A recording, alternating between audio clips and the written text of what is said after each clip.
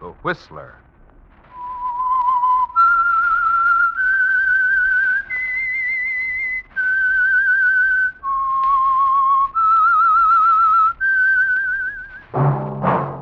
That whistle is your signal for the signal oil program, the Whistler.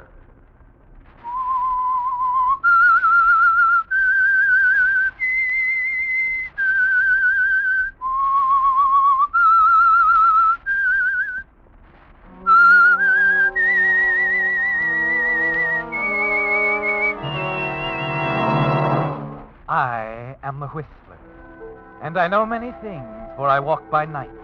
I know many strange tales hidden in the hearts of men and women who have stepped into the shadows. Yes, I know the nameless terrors of which they dare not speak. Yes, friends, it's time for the signal oil program, the Whistler, rated tops in popularity for a longer period of time than any other West Coast program in radio history. And Signal gasoline is tops, too, tops in quality. It takes extra quality, you know, to give you extra mileage. And Signal is the famous Go Farther gasoline. So look for the Signal circle sign in yellow and black that identifies friendly dealer-owned Signal stations from Canada to Mexico. And now the Whistler's strange story. Bird of Prey.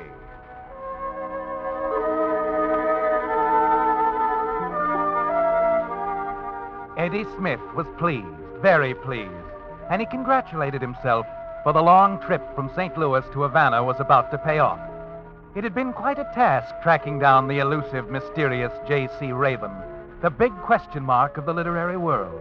Author of a half a dozen bestsellers, the man's true identity had remained a secret over a period of years. A secret that was shared by two men, Raven and his literary agent, Barclay Wells, who was as mysterious as his famous client. Of course, Eddie hadn't caught up with J.C. Raven, not yet. But he'd done the next best thing. He'd finally located Barclay Wells, who at the moment sat in a small, smoke-filled cafe on one of Havana's side streets sipping coffee, his eyes fastened on a slender, dark-haired beauty. Now, look, Mr. Wells, this story means a lot to me. It'll make a great magazine feature. Now, I'm willing to play along with your client's man of mystery routine, and I'll write the story any way you wish. But Mr. Wells. Huh? I'm very sorry, Mr. Smith. She is attractive, isn't she? Yeah, she? Yeah, the young lady in the floor show. Oh, yes. She reminds me of home and mother. Now, look, Mr. Wells, you and your client have built up a fine gimmick, the mystery angle, I mean, and I wouldn't want to hurt it. If you're worried that my story is going to... Mr. Smith, how did you find me? I own a Ouija board. Do you really? Oh, cut it out, Wells, cut it out. Now, listen, why don't you fix up an appointment for me to talk to this guy, Raven? Guy? Mr. Smith, has it ever occurred to you that J.C. Raven might be a woman? Sure. I've kicked the idea around, but I won't buy it. Now, take that last novel, Undertow. Could a dame have written it? Undertow? Oh, yes. It's a fine book. Yeah, and from what I read in the trades, it's going to be a terrific movie. And I also read that Imperial Studios are paging your boy and waiving a big fat contract if he'll come out of hiding. Very true. We're not interested. We? My client isn't interested. By the way, Mr. Wells, what are you doing down here in Havana anyway? Business? Yes. It's business, of course. Oh, yes, sure. All the literary agents hang out in Havana. There's nothing to keep an agent in New York, Philadelphia, Boston. Nothing at all. What are you driving at, Mr. Smith? Oh, nothing. But wouldn't it be funny if you turned out to be J.C. Raven? I? Oh, now, really? I'll tell you what. Suppose you drop around to my apartment tomorrow afternoon. We'll have another little chat, eh? I live at... Yeah, 36 Plaza del Norte, third floor front. Say around, too? Well, do you mind if I walk along with you to the door? Why should I? Come right along, Mr. Smith.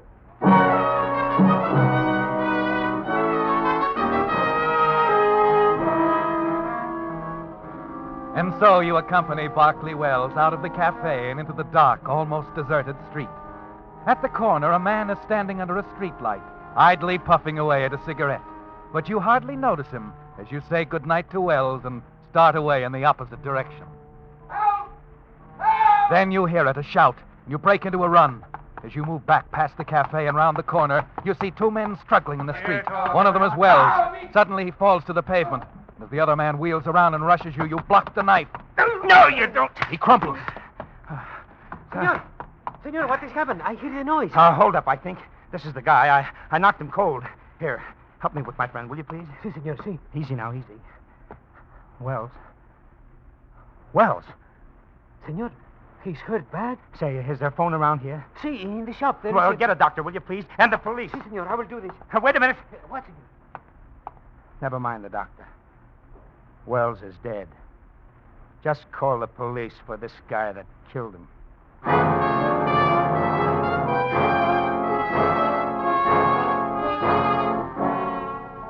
You watch the man disappear into the shop to call the police. Then you turn and stare at the lifeless form of Barclay Wells. Or was he really J.C. Raven? There's one way to find out, Eddie.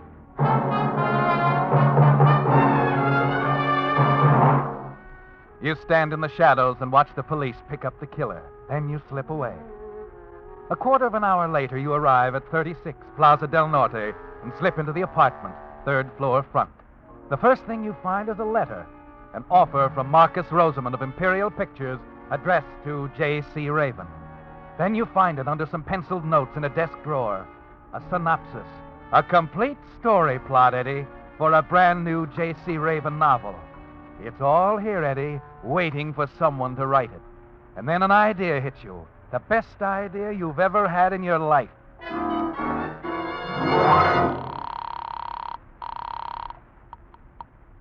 On American Airways, When's the next plane leaving for Miami? 4 o'clock, senor. Well, that'll do. And I'd also like to arrange for a reservation out of Miami. Muy bien, senor. Where to, please? Going west. Los Angeles.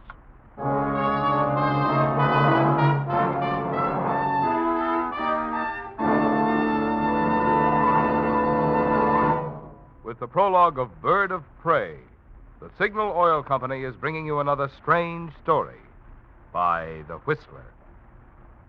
But first, friends, a message especially for you drivers who have new cars or expect to be getting one. Just any motor oil won't do, you know, for today's high-efficiency motors. No, sir. They need special protection if they're to give you the long, trouble-free service you have a right to expect. That's why Signal Oil Company brought out Signal Premium Compounded Motor Oil, especially created to give modern motors this extra protection, and manufactured under strict laboratory control to ensure a uniform product. The result? Tests prove that this new type Signal oil actually keeps motors cleaner and reduces wear, assuring you thousands of miles of trouble-free driving pleasure. So if you want to keep the performance of your car young, make your next oil change a change for the better. Switch to the new type Signal oil. That's your guarantee of a sweeter running motor. Signal Premium Compounded Motor Oil. And now back to the Whistler.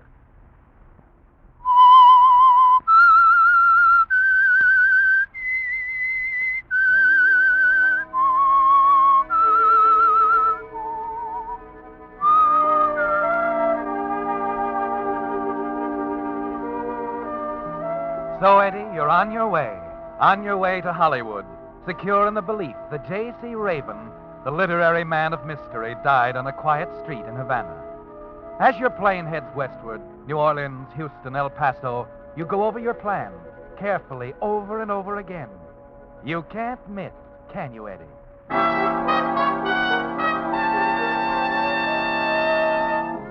It's late Thursday afternoon when you arrive in Hollywood and check in at a fashionable hotel. Early the next morning, you walk into the offices of Imperial Studios. Good morning, sir. May I help you? Yes, Edgar Smith to see Mr. Rosamond. Do you have an appointment? Appointment? Honey, I don't need it. I'm sorry, sir. but My dear girl, apparently you don't read the papers very much, do you? The papers? There was a small box item on the front page of this morning's Hollywood Reporter. What was it about? Why, wait a minute. Then you're... I'm Edgar Smith, and I want to see Mr. Rosamond. Now, if I may trouble you for an envelope, I'll just jot down a little note on this letter.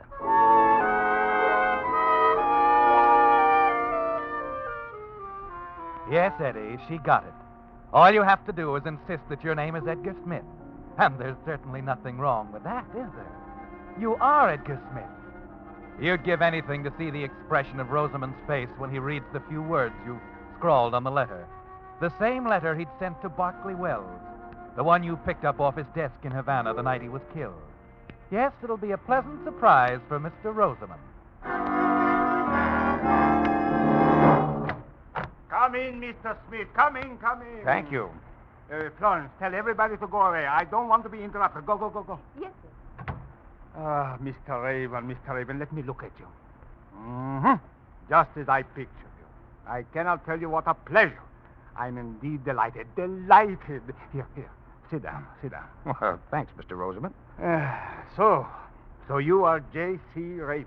J.C. Smith. Edgar Smith. I beg your pardon? Oh, of course, Edgar Smith. I'm afraid I must insist on that. Of course, Mr. Smith. I'm glad you didn't make it John Smith. I had nothing to do with it, believe me. Edgar Smith, wonderful, wonderful. Now that you're coming to work with us, you are coming to work for Imperial, no? If the terms are right. Terms. You write your own contract. Anything you want, we'll that is, within reason, of course, Mr. Raven. Smith.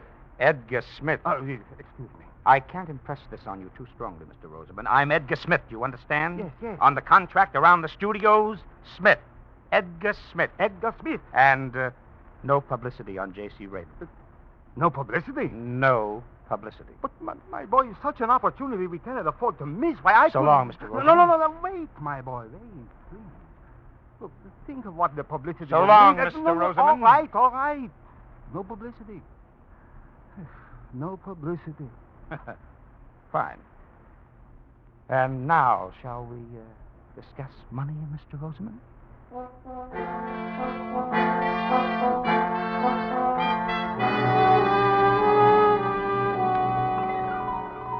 When you leave Rosamond's office an hour later, you congratulate yourself again. Yes, you're in now, Eddie. It's a big step from freelance writing to a movie contract. You've cleared the first hurdle. The rest of the way will be easy. The next day, you settle the matter of the contract with Rosamond over lunch at the Brown Derby. Then there are a few other details that Rosamond handles personally, like your new office and secretary. On Wednesday morning, you meet Miss Corby, your new assistant. Small, slender, mousy, with large brown eyes, a pale, thin face, dull blonde hair trimmed close to the head. Mr. Smith, you can take my word for it. She's the finest girl in the building. Knows the industry better than I do. Oh, I wouldn't say that, Mr. Rosamond. A jewel, Mr. Smith, a veritable jewel. She'll be a great help. With her, you'll turn out some great stories for Imperial. Veronica, he's a genius. Take my word for it. I'm sure he is, Mr. Rosamond. Mr. Smith, take my advice and listen to Veronica. She'll save you a lot of time and trouble. Take Slauson, Perry, Hegstrom, the other writers. She taught them everything they know about pictures. Mm-hmm. A jewel. You listen to her. Well, thanks, Mr. Rosamond. I'm sure we'll get along. Well, shall we go, Miss Corby?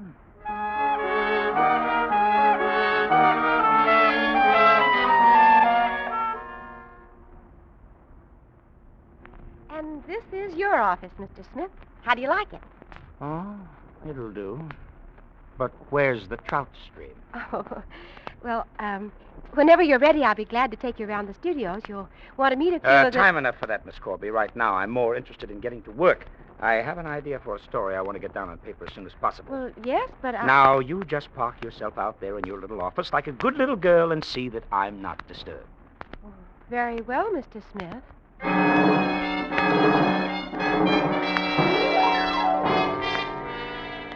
And so you get to work on your first story for Imperial Studios, the Raven original you picked up in Havana.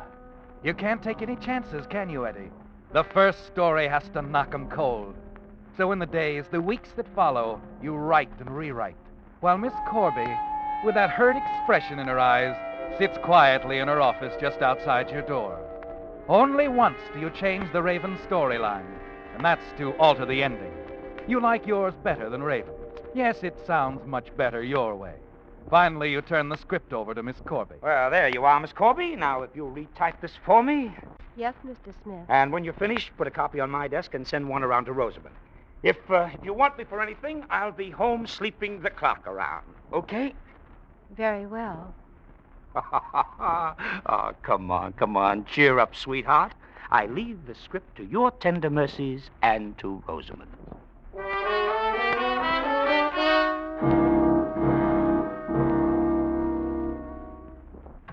Oh, Mr. Rosamond, come in. I was just about to run up to your office Mr. Smith, it's wonderful. I've just finished reading The House in the Swamp. Wonderful. The same ingenious touch, the same masterful approach of Undertow. Better than Undertow. Well, thanks, Mr. Rosamond. There are a few technical matters, but Veronica can help you out. But the storyline, wonderful. Mr. Smith, Eddie, you know something? What's that, Mr. Rosamond? For a little while, I was not sure. As I read your story, I was a little afraid. Afraid? Oh, ridiculous, of course. I should have known. Forget it. Oh, no. What do you mean? Well, halfway through the story, I saw the ending. I was a little afraid it would turn out that way. It was the way our $100 a week writers would end it, but no. The way you handled it, my boy, wonderful. A complete twist. The touch of a master. Well, you really like the way I paid it off, huh? I can see it now. That scene between the old man and the little girl at What? the edge of the swamp. What? The old man and the little... Yes, the confession. Beautifully written. Oh, wait a my minute. boy, beautiful. You mean that's the way the... What's the matter, Eddie? Oh, nothing, Mr. Rosamond. Nothing.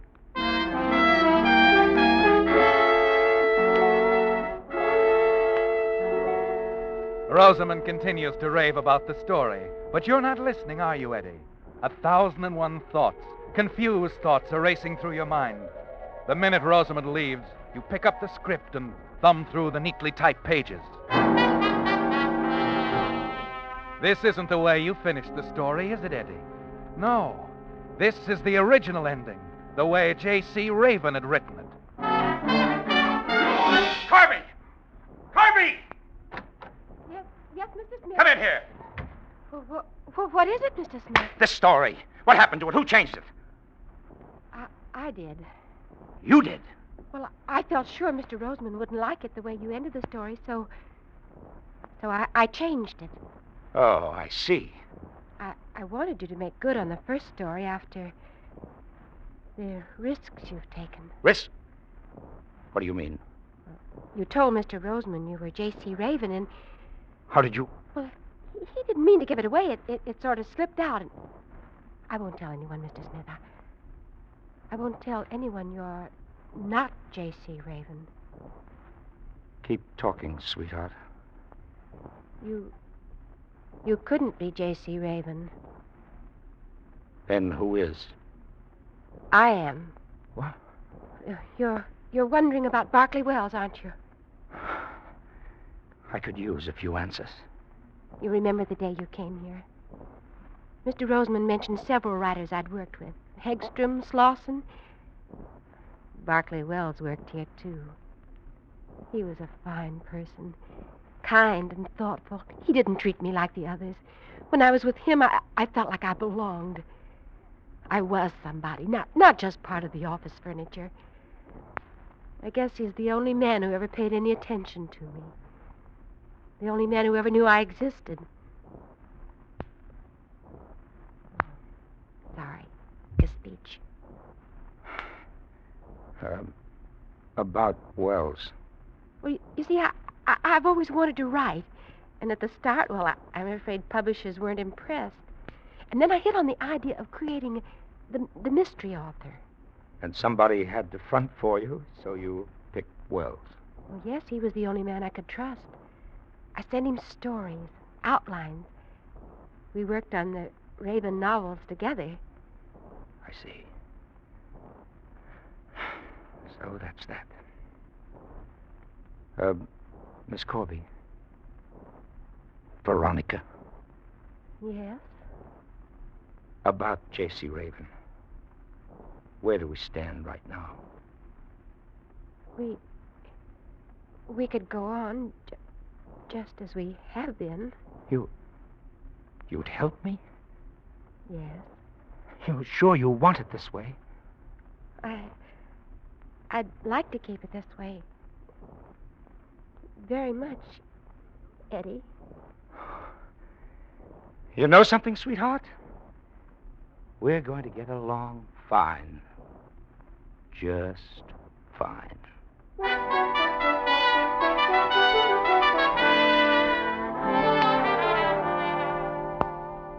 In the weeks that follow, you spend quite a bit of time with Veronica, outside of office hours. Concerts, the supper clubs, weekends at Palm Springs, the races. It's the smart thing to do, isn't it, Eddie? Yes, you've got to put up with her if you're to continue as J.C. Raven. You can stand dull little Veronica for 2 years or so, and then you'll have enough money set aside to quit. Quit Imperial Studios and walk out on Veronica Corby. So your plan rolls along smoothly until that Saturday, the day you're taking her for a drive. You sit in the living room waiting for Veronica to finish dressing when the phone rings. Hello. This is Lieutenant Driscoll, Los Angeles Police. I'd like to speak with Miss Corby, Veronica Corby. Hello? I'm sorry she's not in. Oh? When do you expect her? It's hard to say. Who was that, Eddie? What? I said, who was that? Oh, the wrong number, darling. I couldn't understand what the guy was talking about. Oh. Well, I'm ready. Shall we go?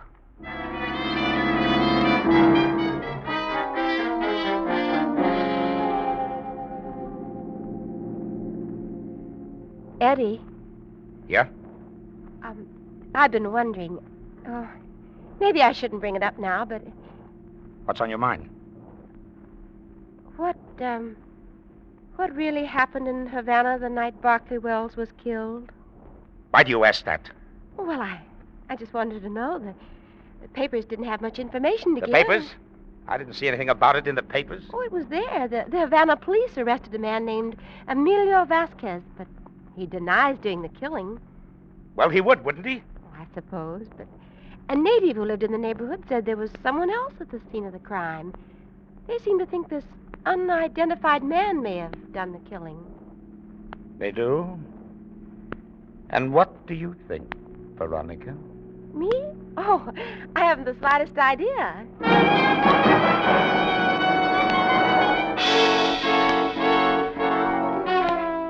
It all begins to add up now, doesn't it, Eddie? Veronica's been stringing you right along, keeping you around until she can turn you over to the police for a crime you didn't commit. She must have been in love with Wells, and now she thinks you killed him. You had the motive. She'd tell them how you came to Imperial Studios posing as J.C. Raven. She'll tell them you broke into Raven's apartment, stole the letter, the storyline. And if Vasquez sticks to his story, he'll get away with it, and you'll hang.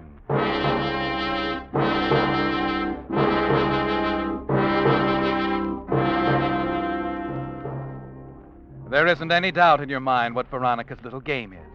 And the clincher comes that afternoon as you start to leave your office. You hear Veronica talking to someone on the phone. Yes, Lieutenant. Barclay Wells was a close friend of mine. Yes? Well, I'm not sure. That's why Yes. Yes, all right. I'll be there first thing in the morning. I'll tell you everything then. Oh, yes, Eddie? Veronica, darling, let's quit for the day, huh? Oh, well, I still have some typing to do. Oh, let it go. Look, why don't we run up to the Sunset Strip for a couple of drinks and an early dinner, huh? All right, Eddie.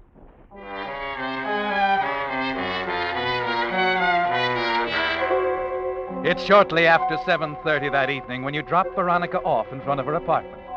After you say goodnight and watch Veronica go up the steps, you drive around the block and slip into the darkened alley running along the back of the apartment building. A few minutes later, you hurry into the rear entrance and dash up the stairs. You've got to silence Veronica before she gets a chance to talk with a police lieutenant. Why, Eddie? Aren't you going to ask me in? Oh, yes. Come in. Is something the matter? You're a smart cookie. Don't you know? Oh, what are you talking about? Eddie, let go. You're hurting me. Oh, Eddie, what are you doing? I'm going to kill you, Veronica.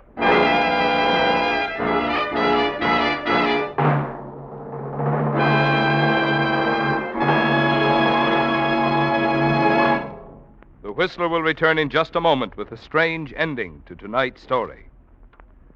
Meantime, let me give you a clue toward solving another mystery: how to make today's shrinking dollars buy more value. When it comes to your gasoline dollars, if you want to be sure you're choosing the gasoline that gives you the very maximum in performance and mileage, there are just two things to remember. One, in gasoline, it takes extra quality to go farther. And two, Signal is the famous Go Farther gasoline. Yes, it's a fact. Your best yardstick of gasoline quality is mileage, the thing Signal gasoline is famous for. After all, in order for a gasoline to give you more miles per gallon, it has to help your motor run more efficiently. And when your motor runs efficiently, naturally you enjoy quicker starting, faster pickup, smoother knock-free power. In other words, the superior performance you expect of a superior quality gasoline. That's why we say, to be sure of the tops in gasoline quality, there are just two things to remember. One, in gasoline, it takes extra quality to go farther. And two, Signal is the famous Go Farther gasoline. And now, back to the Whistler. It's all over very quickly, isn't it, Eddie? Too bad Veronica won't be able to keep her appointment with the police lieutenant in the morning. No, she's dead. You glance at your watch, 7:45, then you start for the door. Miss Corby? Miss Corby? It's Mrs. Ellison, the house manager. You can get rid of her easily enough, can't you, Eddie? Quickly, you drag Veronica's body behind the Davenport, then you open the door. Yes, it's Mrs. Ellison, all right. Oh, Mr. Smith. Is Miss Corby in? These officers want to see her. Mr. Smith? No. That is, she's not feeling very well. That's so? It's too bad. My name's Driscoll, L.A. Police. I talked to her on the phone this afternoon. It was routine business then. It isn't anymore. But you can't see her now. I told you. It's important, friend. 2 hours ago, we received a wire from the Havana police about the murder of Barclay Wells. Seems he wrote novels under the name of J.C. Raven. Well, look, It also seems he had an assistant. The assistant got a little greedy and decided to take over in place of Raven. What? This morning in Havana, a killer named Emilio Vasquez confessed to the murder of Wells, or Raven, or whatever you want to call him. Confessed he was hired to bump off Raven for $5,000. Says he was paid off by the dame that lives here, Veronica Corby.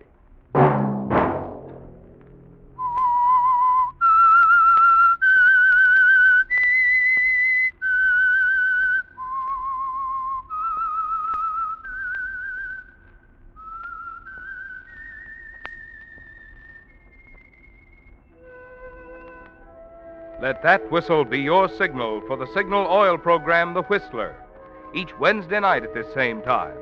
Brought to you by the Signal Oil Company, marketers of Signal gasoline and motor oil, and fine quality automotive accessories. Signal has asked me to remind you, to get the most driving pleasure, drive at sensible speeds, be courteous, and obey traffic regulations. It may save a life, possibly your own. Featured in tonight's story were Wally Mayer and Sarah Selby. The Whistler was produced by George W. Allen with story by George and Gertrude Fass and music by Wilbur Hatch, and was transmitted to our troops overseas by the Armed Forces Radio Service. Next Wednesday, for a full hour of mystery over most of these stations, tune in a half hour earlier. Enjoy The Saint as well as The Whistler. This is Marvin Miller speaking. This is CBS, the Columbia Broadcasting System.